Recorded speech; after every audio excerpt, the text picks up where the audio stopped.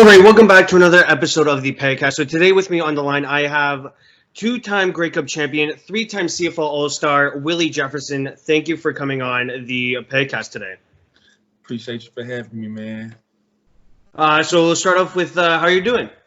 I'm doing good out here in Texas, enjoying this good weather, but bad circumstance. So just trying to stay out the way, but at the same time get outside, have some fun with the family.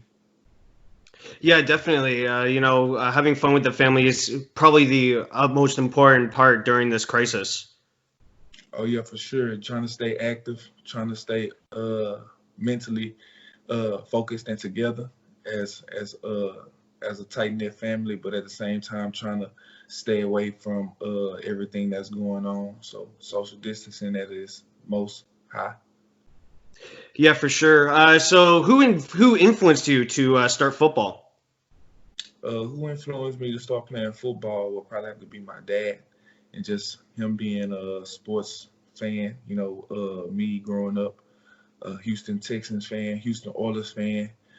Um, just him trying to keep me and my brothers active in the community, and just football was just one of those things that I stuck with going through high school.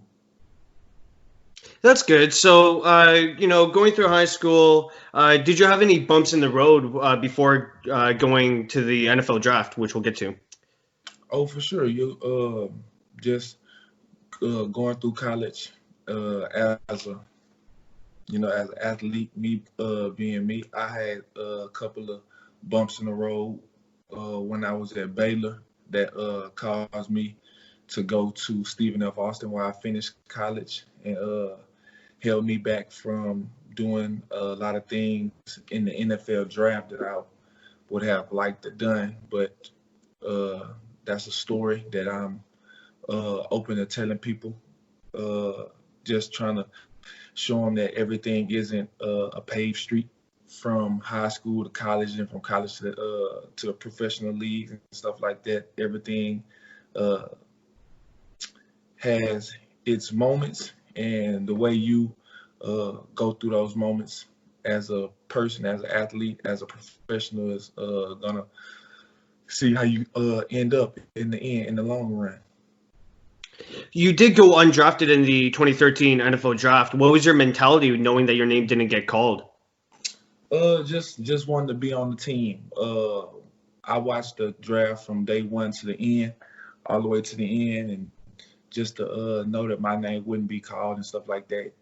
It kind of put a chip on my shoulder, but at the same time, I knew if I could get on a team, get on somebody's field to show them what I can do, I could show them that I could be better than probably one of those draft picks, and possibly get an opportunity to be on the team and play alongside of these draft picks, and just make my name a household name. So. You did bounce around the NFL, and then you landed up in the CFL with the Eskimos. What would you describe the adversity that you faced? The adversity that I faced bouncing around from team to team in the NFL, and then finding a Yeah. home in the CFL is just it's a part of the business. You aren't going to be a part of a team or an organization for the length of your career. If you do, that's a great thing. That team, that organization, that atmosphere that you're in, if y'all can get together and build the chemistry and stuff like that, it's a wonderful thing to be a part of a team for the length of your career. But a lot of players tend to get picked up and then released or traded and things like that to other teams. And the adversity with that is just, somebody's always looking. Somebody always wants you to be a part of the team.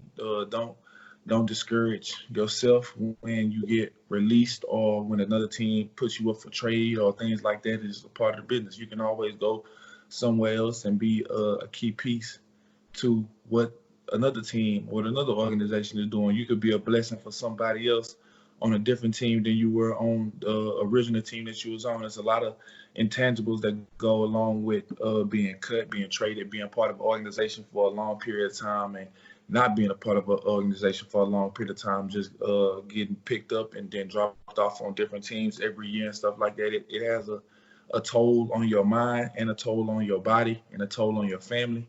But as an athlete, as a role model that people look up to and stuff like that, you got to stay strong. You got to stay mentally tough. And you got to be willing to work and show these teams or every team or just that one team that you are there and you are happy and you willing to work to make that team better. Yes, that's very true. It's not about how you fall; it's about how you get yourself back up, I believe. Most definitely. Going to the NFL to the CFL is no easy task since the leagues have different rules. How did you get adjusted with the CFL rules? Did it take you a while? It took me a couple of weeks. I want to say a couple of games. Me coming into the CFL, not me coming into the CFL just like at the beginning of a season, only having like a camp and a couple of preseason games to get those rules under my belt. It was a lot of stuff that I was still learning throughout my first year with the Eskimos and things like that. And then once games start going on, you start seeing certain situations. You start seeing how certain teams play, the strategy that goes into playing CFL football, and then sitting in these meetings with these coaches and them trying to tell you everything that might go on, something that might happen, like showing you film of what has happened and how they don't want it to happen again, or how they wanted to recreate something that just happened a couple years ago within the guidelines of the CFL rules and stuff like that. So me personally, it took me a couple of games, but I was blessed to have a good coaching staff and a lot of veteran players show me and tell me what was going on when things like that was going on, like things that I didn't know was going on, like that you could kick the ball while it was on the ground, but you can't block a person trying to get the ball while it's on the ground and things like that. So. Yeah, for sure. There are some weird CFL rules, like the one that you mentioned. Would you say that you also spend a lot of the time studying film? Oh, most definitely.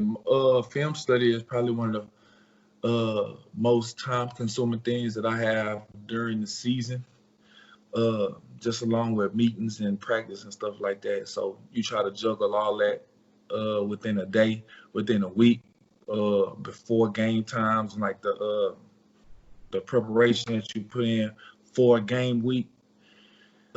Film study is probably one of the most tedious things that you have to do, because you want to find tendencies, you want to find like keys, or if it's run a pass, or try to figure out like route combinations and zone schemes and man schemes and stuff like that, just so you can be at the top of your game for when the game comes, and everything won't be new to you. Everything will be more of a reaction and trying to just be in a spot before the other person. Yeah, for sure. So how would you describe the CFO season? Like, how busy are you during the season? I'm not. I don't want to say I'm very busy during the season. I'm somewhat busy trying to be a family man and also trying to be a businessman with the team and the organization and things like that, and then just still trying to be a regular person, so I tend to juggle things at times. I have a good sense of time, and I have a good organization plan. So I wake up in the morning pretty early so I can get everything done that I need to be done during the day. I handle a lot of football business. In the evening times, I spend a lot of time with my family, but then like after I spend time with my family, I take a little time to myself and go back over my football things and stuff like that. And then once I'm done with that, then I can start networking and socializing and things like that with people on social media or other networks. You signed a one-year deal with the Blue Bombers on February 12th of 2019, and you went on to have arguably one of the best seasons in your career: 24 tackles, 12 sacks, 1 interception, and 6 forced fumbles. What contributed most to that season? Just focus and dedication. Me knowing that I was going to be in an environment where it was always hostile when I played for the, for the Rough Riders and when I played for the Eskimos, me coming to this new team with a new mindset, with new coaches, new environment, new organization, and all this stuff is just, to me, I was trying to stay highly focused. I wanted to be determined to show these guys on this team that I've been playing against since I've been in the league, with these fans and stuff that have been booing me since I've been in the league, that, I'm a hard worker. I'm a guy that's going to come in and not just punch the clock, but get everything done that I need to be done to show that, I want us to be the number one team in the CFL, and show these players that, I'm here to work. I'm not here to just, be another player on the roster or be another guy that's here for a check. I'm here to win games. I'm here to work. I'm here to be a leader. And that's something that I had in the back of my mind this whole season. And on top of that, my wife, my daughter, just being there to support me, being there to push me to be the best player that I can be the best father that I can be the best husband that I can be. And with me doing all those things and having people to depend on me, I just excel. You did mention that you were the number one team in the CFL, or you wanted to be the number one team. You did end this year's campaign with the Grey Cup in a dominating performance: 2 tackles, 3 sacks, and 2 forced fumbles. How much preparation went into that Grey Cup game? More preparation than any game this season, this past season. Going against Hamilton, them being the number one team in the East, and them being the only team in the league that we didn't beat during the regular season. I put in a lot of work. I made a lot of phone calls to guys that played them the previous week before to get a couple different ideas on how they looked at things, so I can look at them different. Looked at film over and over, pretty much of the same play for like 4 days in a row before the Grey Cup game, and then the day of the Grey Cup game, just taking some time to lock in on some of the tendencies and things that I saw during film. And then on the game, just trying to execute the game plan that we had, which was an excellent game plan to stop Banks and to get the ball out of Dane Evans' hands and try to make them run the ball, which they wasn't a big run team, trying to get them to run the ball more than they did, and then just try to take the ball away. So like the preparation going into that week was more than anything that I did that year, before that game. And then so for that game, everything just had to be turned up a little bit more just so we can come out with a win. Were there some restless nights heading into the Grey Cup? Yes, the night before the Grey Cup was pretty restless for me. It's just like a kid going to school for the first day. You want to get out there, you want to see the environment, you want to get those jitters and everything out. So it wasn't really like nerve-wracking. It was just like one of those things that I was just really anxious to get to. Knew the game was going to be in the evening time, so I had the whole morning just to get ready and stuff like that. So that night, it was kind of just like going over notes and, answering phone calls and trying to like relax and stay not too anxious. Yeah, it's kind of like an excited anxious, Yeah, exactly. Has there been one coaching tip that has stayed with you throughout your career? Yeah, just be relentless, especially at my position. You're not going to make all the plays, but if you can try to make as many plays as you can, with me being around the ball, that's just showing that I'm willing to finish. You just got to give it your all. Like, this is the last game. Like, one thing that stuck with me was when Coach O'Shea spoke to us from day one of the Grey Cup week to the pregame speech that he gave us before we took the field. He said this was the last game that we was going to play this year, so there was no reason to hold anything back, So me going out there, me being a leader, me being one of the leaders on the defensive side of the ball, that's something that I try to let the guys know every time we got in the huddle together, or every time we had a chance to just take a breath and just lock in and stuff like that. Just let them know, like, this is our last time to be together on this field, and if you can, just, you know what I'm saying, give it your all. Like, once we leave this field, we don't need to have nothing left in the tank, because it's either gonna be a quick plane ride home, or it's gonna be a long parade. Yeah, for sure. So many athletes deal with ups and downs during the season. How do you remain balanced? How do you find that level? Just my family. I'm a big family guy. My wife and I are very close. Me and my daughter are inseparable at times and things like that. So I know if I'm having a hard time and things like that, I can always go to my wife and talk to her about something. Or if I'm having a bad day and I'm not really feeling up to something, I can always come home, and, you know what I'm saying, I can't be that way around my daughter, because I want her to always see me happy, or see her mom in a good light and things like that. So if I come home and I see her and she's happy and she wants to be around me and things like that, and I have to go play with her and stuff like that, so I can't be upset. I have to change my mindset and get ready to have a good time with her, because, you know what I'm saying, like, she hasn't done anything to make me upset, or I shouldn't bring that type of energy back into the house when I'm with my daughter. That's bringing me nothing but joy. So having them around and really show me how to control my emotions in a sense, but then at the same time not try to bring negative energy from work back to the house. Yeah, definitely. You played multiple games on the road, of course. Who would you say has the loudest stadium in the CFL or NFL at that? The loudest stadium Yeah, that because on the with road loud stadiums, it can disrupt the defensive coordination. on the road it'll have to be either Saskatchewan or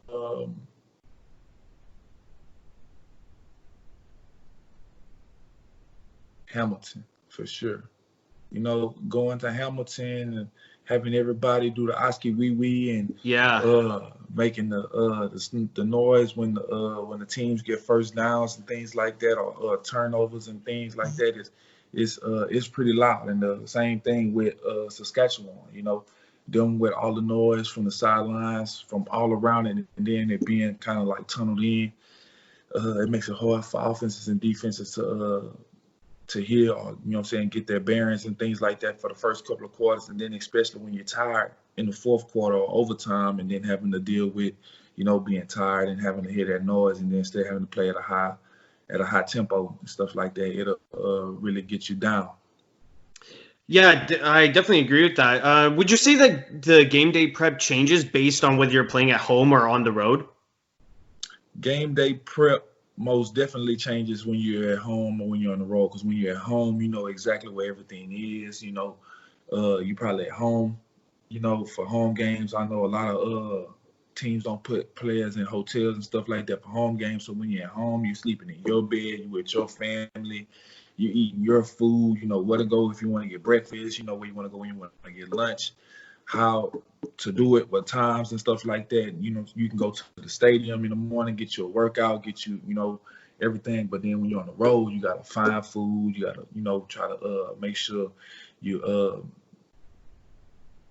your organization and everything is up to par. You don't want to wake up too late. You don't want to eat too late. You don't want to eat too early.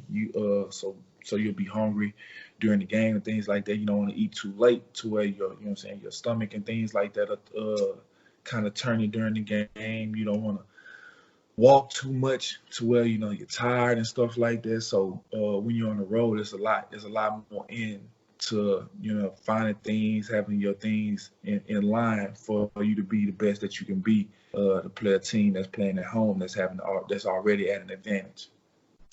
Yeah, for sure. So then you spoke earlier about staying in shape during this crisis. How have you been staying in shape during the coronavirus? I've been working out with my personal trainer. Just me and him by ourselves, nobody else. In like a little training in the training areas and things like that. Been doing like footwork drills and stuff like outside at a closed park. not too many people around and things like that, with another guy that I'm comfortable with, and just doing that on the regular, not trying to sit at home and just sit around and wait to see what's going to happen, how everything is going and things like that. So I've been trying to stay very active, been getting outside, walking around with my daughter, with my family, and things like that, just to keep them active and stuff, so they won't just be sitting around the house. And yeah. So would you say would you say that you've been working out basically every day then to keep fit and make sure that you're fit for the season that could be upcoming?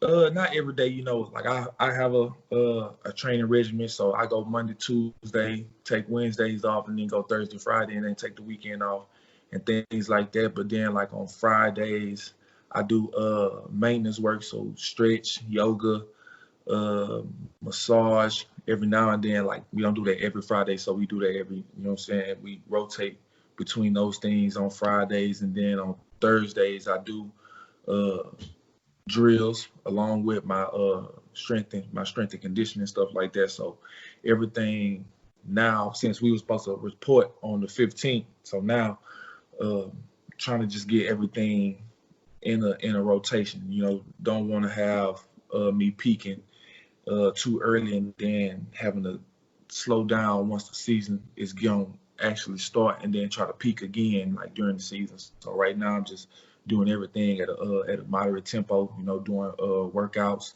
doing the drills, and then doing the maintenance stuff like that, just so I can have everything going. So when we do find out when the season and stuff starts, I'll be able to peak right before camp.